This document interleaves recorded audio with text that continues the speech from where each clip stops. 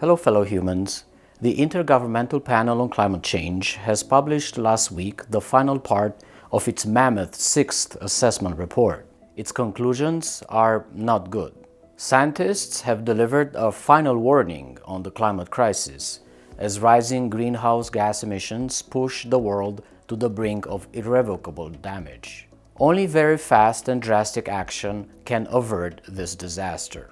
The degrowth movement has answers and solutions. We have to slow down the economy, so much so that our levels of extraction and consumption come back within planetary boundaries. To remind everyone, degrowth is the expansion of freedoms for all humans within the limits of Earth by reducing production and consumption to lighten ecological footprint, planned democratically in the spirit of social justice and with concern for well-being, reduction of consumption and production. It is simple yet so complicated. Let's see how we can overcome resistance and misunderstandings about degrowth.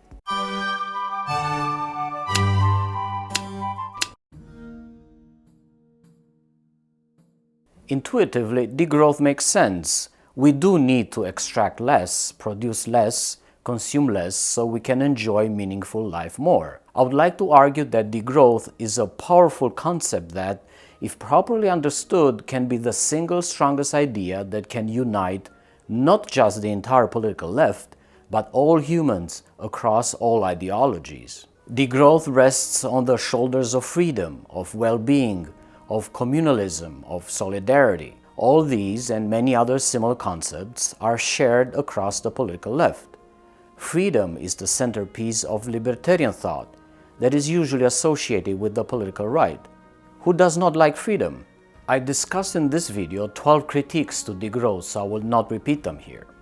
Let us then explore how and why the left and all humans should unite under degrowth.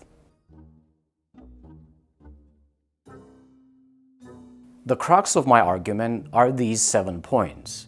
The climate crisis and the extinction crisis are crises of all humans. Degrowth is an agenda for all humans. Degrowth wants a fair, just, dignified life for all humans.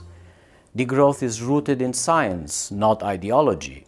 Degrowth means equitable distribution of resources and of lifestyles of all humans. Degrowth appeals to many intersectional ideologies. Degrowth paints a large canvas of solutions for both rich countries and poor countries. Let us unpack these points.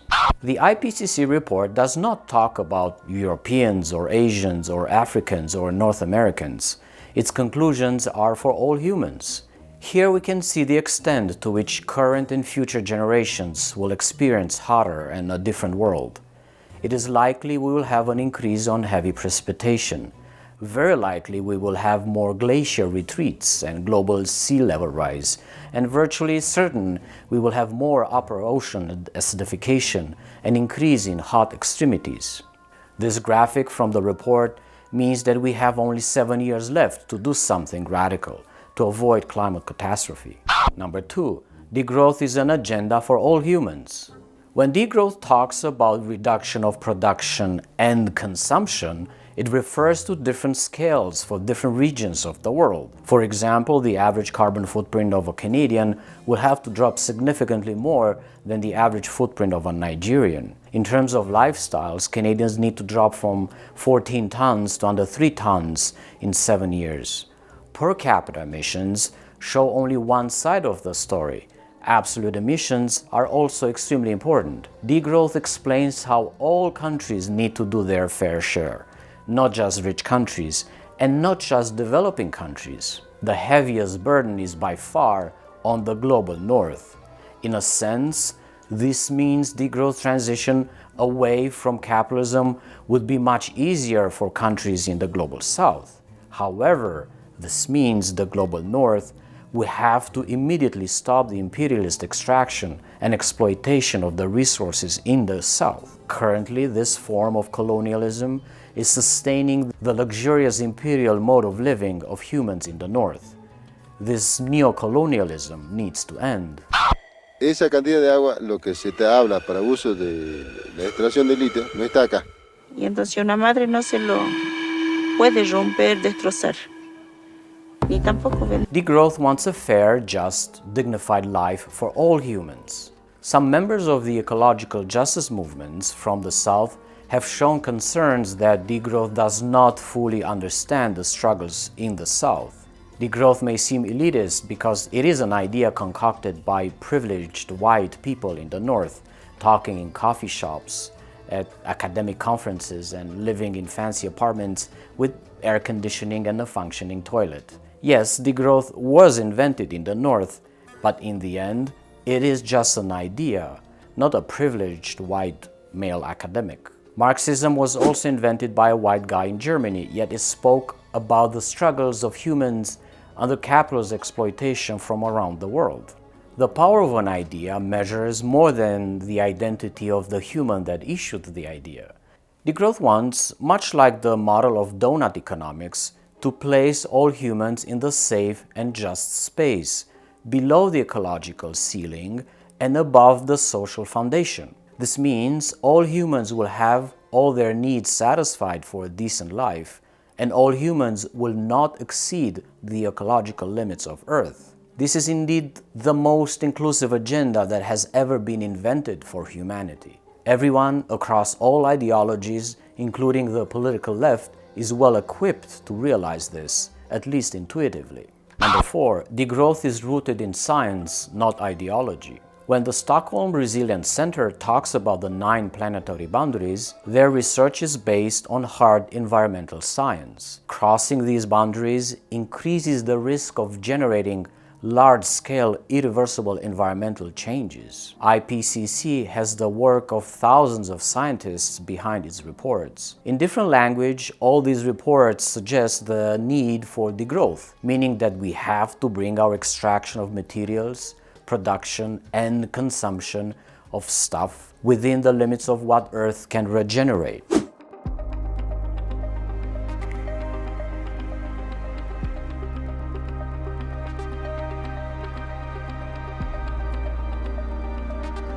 Number 5.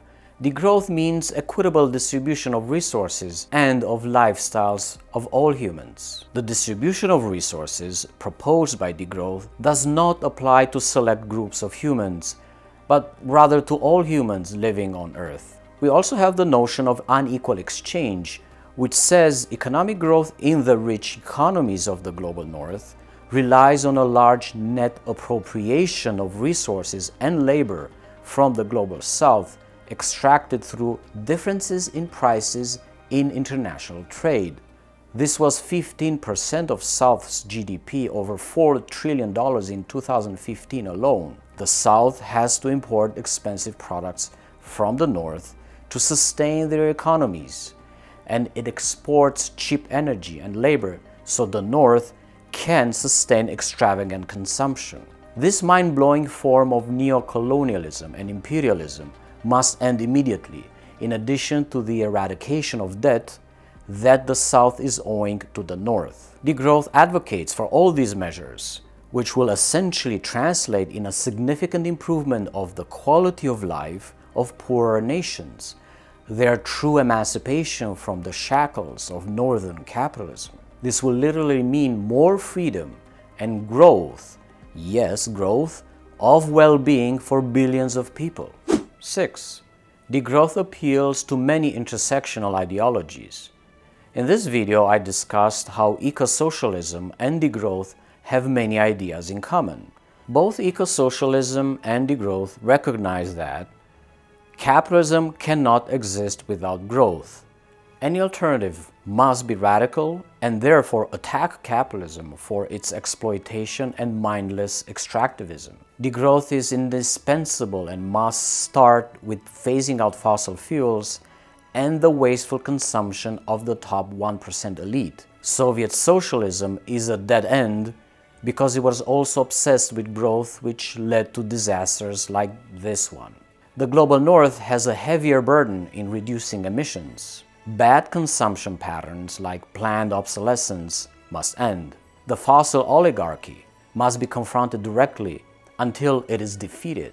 Eco-socialist degrowth has sister movements like ecofeminism, social ecology, sumak kausai, environmentalism of the poor, blockadia, radical Green New Deals, and so on.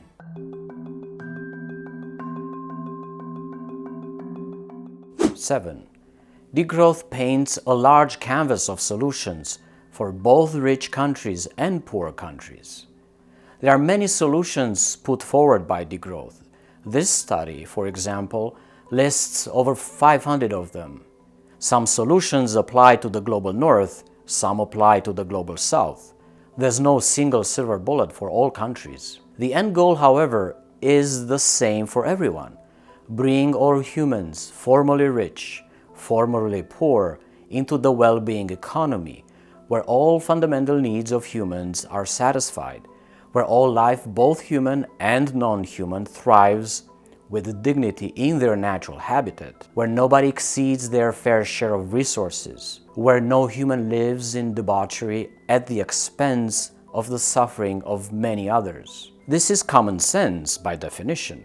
Capitalism has put forward the delusion that we possess predatory instincts, which establish hierarchies of needs and status among people, with no limits for our behavior.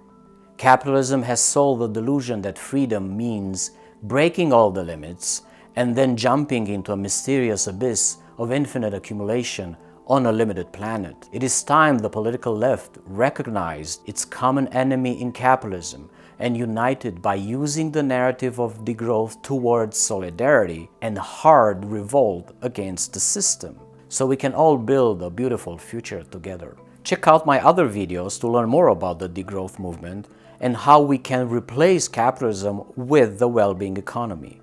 We can have enough for everyone forever. Join the Discord server of the Degrowth Collective, links below.